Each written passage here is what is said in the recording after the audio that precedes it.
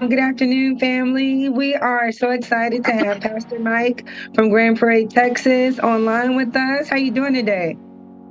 I'm good out and about with the homeless and doing stuff like that. I'm excited to have you on the show, and we're talking about transitioning to purpose. And if you could just give us a little bit of background about like when you started ministry. I was back in Ohio, and after that, I came in strong, and then trials of life came in, and I went the other way, but I came back after that. About I say about say about 95, 96. And I'm glad that you said that you got out and you came back. And that's like the biggest issue that a lot of people are facing now. They run into situations, either it be in their life or ministry, and they go out. So, what steps did you take to get back into ministry? Oh man, hit rock bottom. After you hit rock bottom, all you can do is look up. Yeah, Hit yeah. rock. When you're going through it, you think you can solve it yourself. You think you can handle it yourself, and then when you hit rock bottom, you find out it wasn't your fight in the first place. In ministry, or were you led to church by somebody else? I was led to church. My background is not ministry. My background, I didn't grow up inside. People are necessary to draw people who don't have that background into church. Absolutely. I mean, I believe all backgrounds matter because whatever background you come from, somebody's going to identify where you've been from, and they're gonna see your success or see your happiness rather, your happiness in success, and and who don't want to be happy? Who don't want to Absolutely. emulate? Who don't want to emulate the success of a joyful life? I did hear you say you were out doing outreach. And when it's cold outside, usually they'll give me a call and ask, can I get assistance with, hooking up some power, generator here and there, or bring some people to a warmer climate, or trying to support some people to get some food or get some sleeping bags, such as that. So trying to get somebody some type of coverage or some type of warmth. I run into like a lot of people on drugs, prostitutes, Oh yeah. people who don't have those directions. So, what do you say to those people that are out there? Well, they're people, they're God's children, so I still give them the great encouragement that's given us, and I told them I've been there where they're at. I walked these streets. I asked for help. I came to these same agencies, but it's where God leads you at, and where God tells you how to talk to people and how to deal with people, because everybody's not the same when you deal with them, especially out in the street ministry. You have to be flexible to their needs, not just what you want to tell them. You really have to have an ear for God to let the people that you're witnessing to or talking to encourage them and say the right things. You just can't have a script and go Right. out and talk to nobody. So Absolutely. You are so right about that. So, with that same thing being said, and it's a lot of questions that have come in, especially with like the sticking on the homeless side. So, the ones who aren't homeless in the street, but homeless from church. Like they've been part of a church, maybe they got what they call church hurt, or they're just kind of oh, lost. What do you say to them? I find out a lot of church hurts come from a lot of pride issues, or they feel the church should have did this, the church should have did that. But there's two sides of a church. There's the spirit side and there's the business side, and Hmm. everybody wants to concentrate on the business side. I mean the church side. I mean the spiritual side, but they forget about the business side. I mean the church is there to support you right enough, but it's there to support you spiritually, and it is able, if the church is big enough and it's able, and you're qualified to help, financially, it's there for you. But if you only go for once a month, once a week, and then you ask the church for something, he said, this is what I get a lot of times when people get church hurt, is Hmm. they didn't support me. So well, how would they support you? Or Right. they didn't have my back. No, they had your back. You just didn't want to hear what they had to say. So That's I true. find out.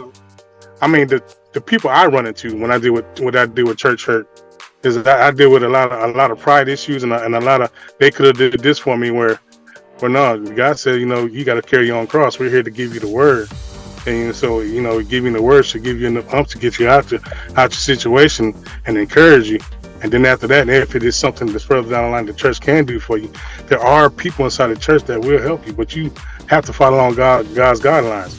I think people want to take it upon themselves and get their own guidelines and then get their own rules of what the church should do for them. And that's Right. not how it works.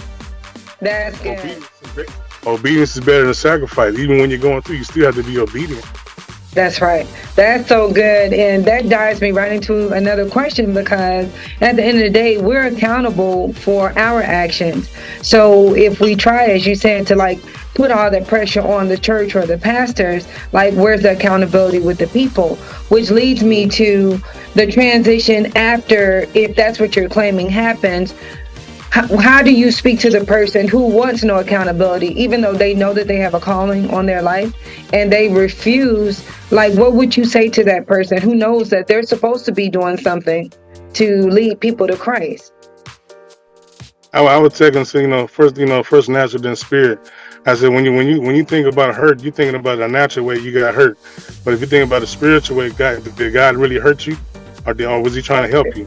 You can go to Jonah. When he got swallowed up in the belly of the whale, well, the big fish, as we call it, and he was down. Now all he can do is call on the Lord. He was running from God. God loved him so much that He gave him another chance, and he spit him out where He supposed to go, and he was still mad. Right. But still God gave him another chance. But it's just in that instance right there. When you're mad, God's still gonna give you another chance, but you got to take it. You got to listen. You got to tune your ears to what God has to say. You got to get out of the flesh side, the worldly side, and get into the spiritual side. And then you'll see your church hurt wasn't even really church hurt. It's probably a misunderstanding. Wow. It's just probably a misunderstanding. Somebody told you something crazy, or told you, no, you don't supposed to do this, and you didn't accept it. But because it was your flesh jumped up instead of your spirit, man. Wow, that's good. That's good. So I guess that's my experience with Christian. Okay, that's good. So would you say for the people who there isn't always a door, because the Bible does say you go to that brother or that sister and then you bring someone else and then you bring in the elders. So do you agree with that? Those should be the steps to... Most definitely. And a lot of times, you have to get another minister because sometimes they mad at the pastor. Yeah, true. So you gotta bring some other people in to mediate. The pastor is still the pastor. He's looked over the flock and he tell God's word, and he advised, and his life be upstanding. But he's not perfect either. And if he hurt somebody, what he said, because in society today, the I don't know, call it a cancellation, whatever else. But if you say the wrong word to somebody, the wrong thing to somebody, they're ready to cancel you out. Say you're not called, you're not this, you're not that, because they hurt. So I think mediation with other members, because the body is one, but there's many members to the body. So yeah, I believe that if you have bring somebody, bring a mediator, solve it, because I guarantee it's not that big. Absolutely. And just going into, now we know mediation is necessary, having conversations, whatever the situation is, talking it through. But do you feel that's a strategy of the enemy to keep everybody at odds, to like paint this bad image? Because when you look at media now, you hear so many people saying, that's why I don't go to church, or that's why I don't do this. Do you feel that's just a strategy of the enemy to keep people in that position to where they don't go? In a sense, yeah, because people are fickle. We our feelings. I'm including myself. Our feelings get hurt real quick. We can say something crazy or say something that didn't mean nothing to you, but it meant something to everybody else, and you get real hurt by it. That's all. Then you start nitpicking everything they say or everything they do, how they move. So then that'll discourage you. Well, he ain't this way, he ain't that way. And you don't even know his life like that. You just know what people talk about him for. So so that's another. Social media would kill somebody. But at the same time, it'll bring somebody up. So, Absolutely. So it goes both ways. It just I think it all depends on to that individual where they lie in the spirit, because we live in a society where they just want instant gratification, instant this, instant that. And only thing I know, the instant in the Lord is salvation. And then after that, everything else is work. Right. You know what I mean? Right. and So belief. And So, what would you say to those who, I mean, all this is great, and I know that a lot of people are going to be encouraged by this. So, for the people who say, okay, you know what, I'm going to stop looking at the person and look at myself, do you feel it's more of self reflection, like figuring out how you can become better, that helps everybody as a whole become better? Do you agree with that or disagree? I agree wholeheartedly, because if you, when you try to improve yourself, you're looking for the Bible for yourself. You're studying Hmm. for yourself, not for everybody else. You're studying for yourself. So yourself get better. You make everything else around you better. You make better decisions. You make better people when you hang around better people. Because a lot of times, on the flip side, when you get hurt, misery love company. As soon as you mouth off to somebody, well, he said this, he said that. Somebody always has a negative opinion about something, and then they'll add into that conglomerate of confusion. And so Absolutely. yes, yeah. So misery loves company. So when this church hurt, either you're gonna build a wall up and stay away from everybody, and you're gonna bring every negative comment into yourself and justify why you're not going, or why you don't support this, and why you don't do that, or Right, right. they not right, or other stuff like that. Okay. Okay. And with that being said, how important do you feel, like if we're doing self reflection, how important is your testimony to other people? Because had a lot of people say testimonies is old school, but I feel like if you have a testimony, so what do you feel about that? I believe testimony can bring anybody out. Iron Mhm. sharpen iron. When you feel like the world's on your shoulders and you can't get out. Somebody give a testimony. A lot of times, a lot of testimonies people give was exactly what you're going through. And if they Absolutely. figure God made it out for you, you can make it out the same way. Yes, Absolutely. testimony is important. Hmm. Testimony service is sometimes in the old school church and the small church, sometimes it's the longest part of the service, because Right. a lot of people got to vent what they got off on you, and then that vent turns into a prayer service where everybody get delivered. Absolutely, absolutely. And I came from old school, and but I've noticed a lot of new Yeah. generation churches are saying, "Let's take the testimonies out," and but I do feel like we're overcome by Nah. our testimonies. So yeah, I totally agree. And so, what would you say would be one of your strongest testimonies to encourage somebody who may be listening to you right now? That I was in the Lord, and I thought I knew Him better than anybody. So I took it to myself, and can't nobody really tell me nothing. And when tragedy hit me, I didn't know how to handle it, so I backslid. Mm. And God took me to a place where He can only deal with me at. Okay. You know what I mean? Where I couldn't get help from no friends, because friends I couldn't call, they weren't calling me. Uh, Strangers, whatever else. I was all by myself dealing with my own stuff. I thought I was abandoned. I thought nobody loved me. Wow. But then I remember what prayer does. It said, Lord, you said pray to you and tell you my problems, and you'll solve them for me. And I asked God to forgive me for all my wrongdoing.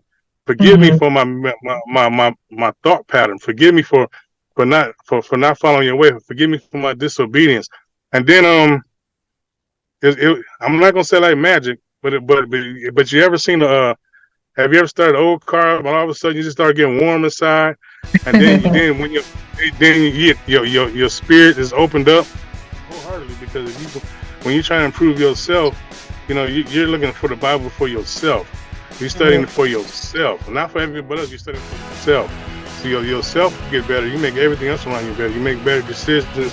You make better people when you hang around better people. Because a lot of times, on the flip side, when you get hurt, misery love company. As soon as you mouth off to somebody, well, he said this, he said that. Somebody always has a negative opinion about something, and then they'll add into that conglomerate of confusion. And so Absolutely. yes, yeah. So misery loves company. So when this church hurt, either you're gonna build a wall up and stay away from everybody, and you're gonna bring every negative comment into yourself and justify why you're not going, or why you don't support this, and why you don't do that, or Right, right. they not right, or other stuff like that. No, Common denomination is prayer. that's Prayer right. is power. Prayer is the most powerful thing we can do for one another, even for ourselves. That's right. So it's so self first, and then it's gonna spread that out to others. Because you know That, what, you know, my mom used to tell me, "Can't nobody take you to heaven but yourself." Because I can do all I can for you, but I can't drag you to heaven. God ain't gonna allow it. that's You know what I right. mean? So you got to get it for yourself. That's good. That's good. And that transitions to right exactly what the whole topic is, transitioning into purpose. So it basically leaves us with no excuse. Like if we were hurt, if we lost a job, if we felt abandoned, it's still on us to continue to transition Oh, yeah, into the purpose God definitely. called us to. Most definitely. That is your purpose to live a joyful life. The joy of the Lord is my strength. If you have no joy in your life, what strength do you have? Well, Right. how can you enjoy life? How can you enjoy going out to eat, by yourself or with somebody? There's no joy That's in that. that's good. You gotta find some type of joy inside yourself. And the joy that I got come from the Lord. You know what I mean? Amen. And it just make you just make you joyful. It make you feel like, no matter what come your way, you can handle it. You know what That's I right. mean? It don't matter if like 5 bills to do right now, and you facing eviction, whatever else. But if you got that joy, you have a peace that you just can't understand. And people are like, why are you so peaceful? Because God got me. And, and, That's and good. and for some reason, a little bit here, a little bit there, it just seems to keep on working its way out because you're serving Him. God rewards you for being a good cheerful giver, provider for just giving Him praise, Yeah. for your obedience. The saying is favor ain't fair, but I got it. It's the cost of that favor. The That's cost of that good. favor is obedience to the Lord. That's good. So you led into something else that's really powerful, serving. So you can serve by your works, you can serve by your giving, but for again, it's still like our main point is encouraging people get back to work because that is what we're called to do if God has given you a calling over your life. So what do you speak to the non-church and the church when it comes to I'll just become self-righteous, I'll just have that relationship with God, I don't need people. What do you say to them? I'm not a self-righteous person as the world see it. You know what I mean? Right. I'm just a man that obey God. And Hmm. where I get my joy out of this when I'm serving Him is serving His people that don't know Him, serving His people Yeah. that never even heard His word, or serving the people that's been hurt, serving the people that don't have no hope. Because I was there. You know, Right. of course, even the people that's out of their mind that I don't think they get back right. You know what I mean? You can even help them and let God That's deal the rest. I mean, I know we can't save nobody, but the thing is, you can plant a seed or you can water a seed. And when you plant a seed of faith. So when somebody think about it, when the man said this, because we always see someone hear something that we think that it's either is real or it's fake, and then hmm curiosity will take you into a point where, well, let me see what it's about. Let me see what they was that's talking good. about. You know what I That's mean? good. Then when somebody else comes say the same thing and water that seed, I'm like, there's got to be something to this thing. So the interest that you put out there, the word that you put out there, and it's got to be God led word from His word, what we go by.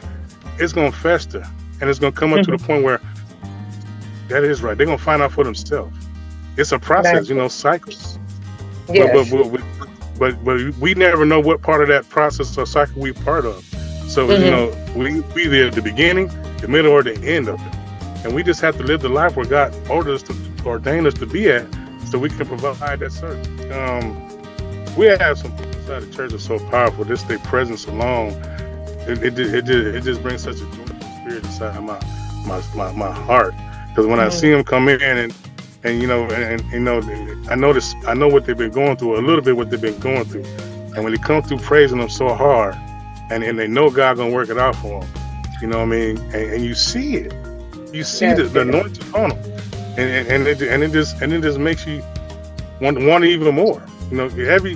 Every time I go inside the house of God, every time I'm with the people of God, it gives me a greater encouragement in my spirit because I know we got fighters out here.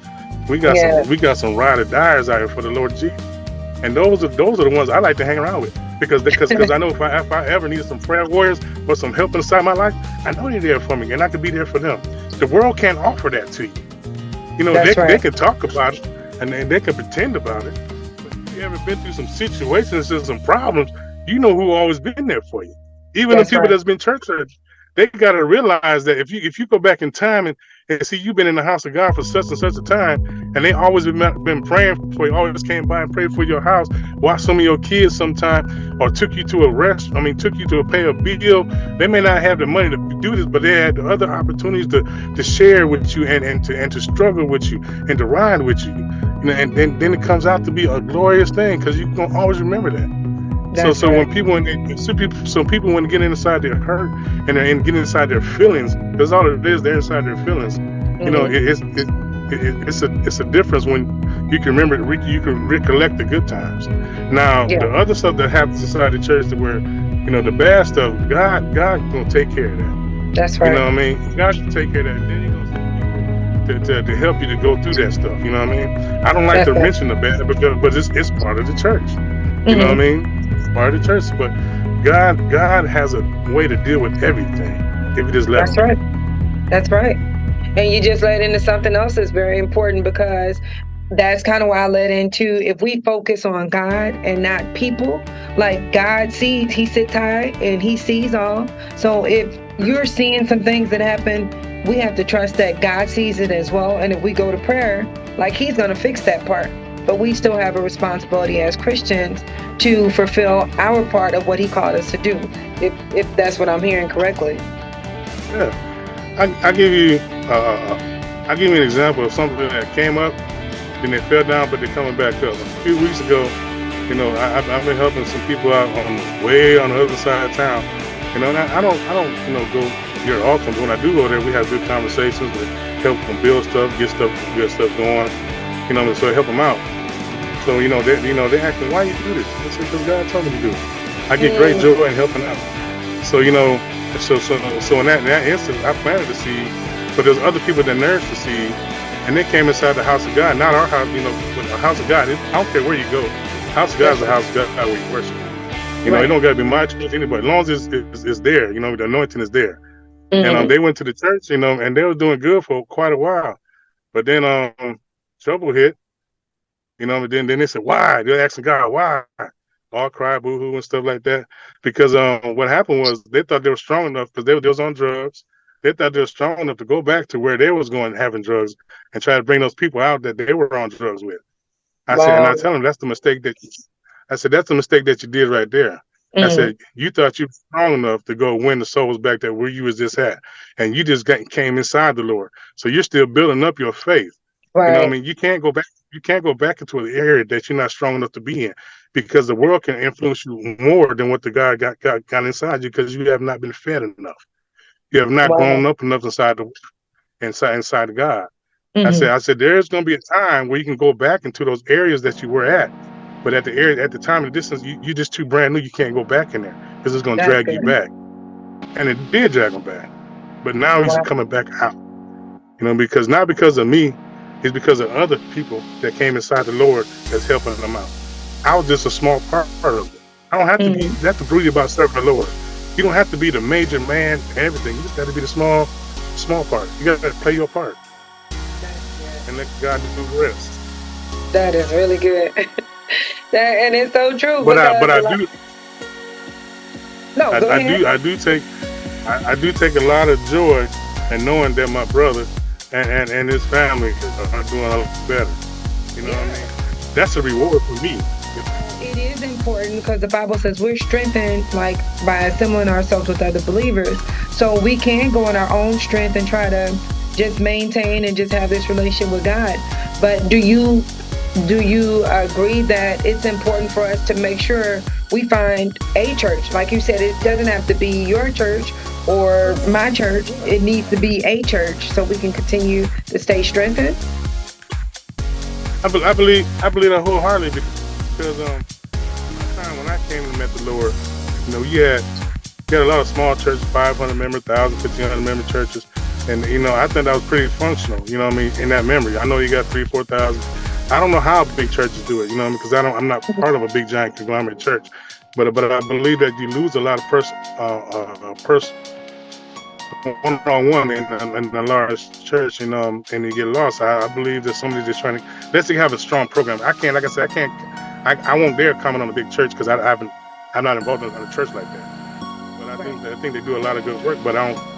But in my opinion, from what I've seen and the experiences, you know, I think sometimes people get lost in the back of the pews, and if you don't have enough members, mature members that are in godly, in God works, those people will just be on the sideline, just looking. And that kind of ties into what you said about your brother, like being able to go and try to help somebody else, but it's a process. And if you don't have those people that are going to be in your corner to help keep you strengthened, like you could end up worse off than what you started. Yeah, and then you can be overworked because you feel sometimes as you feel that as a child of God, you steady trying to be there for you're gonna wear yourself out because you also have to use wisdom too, that you can't overextend yourself. So there are some things that you ask God about for wisdom for everything that you do, because when you get involved in somebody else's life and their problems become your problems. That's You know what I'm saying? Have you ever helped somebody else out? Have you ever helped somebody else out? I'm just gonna help you out with this, and all of a sudden you babysitting, all of a sudden you're running back and forth, going to school and stuff like that. Their problems become your problems. The whole list. It's just that's what it is when you're a Christian, when you help, because it's just not just a little bit. It's what God tells you to do. You have to be wisdom for your own safety. Yes. Because you have to be fed too.